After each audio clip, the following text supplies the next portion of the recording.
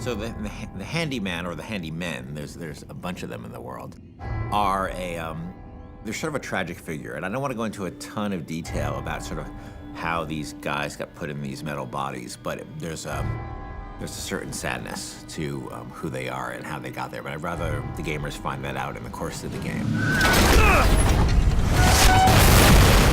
The term handyman comes from his giant porcelain hands that we created. And if you look at toys of that era, they do a lot of work on trying to make the porcelain dolls feel realistic with the way that they paint the hands and the faces, but they're not quite there. It's almost like the original incarnation of Uncanny Valley. And we went back and forth, and a lot of different designs. One with, you see, like exposed organs, but it was just too on-the-nose video game, with clothes, without clothes, with this head, with that head, until the one that we finally settled on, which is, the exposed heart and the torn clothes and, the bald sort of cut-up face.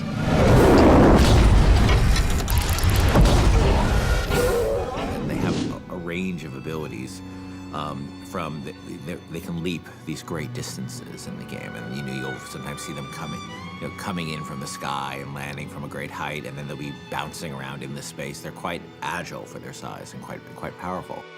I think their coolest ability, though, is they can pick up AIs, like friends or foes, and they can toss them at people. And so I think that everybody around them finds them quite terrifying, including sometimes your enemies, because they just become tools of the handyman to get at Booker.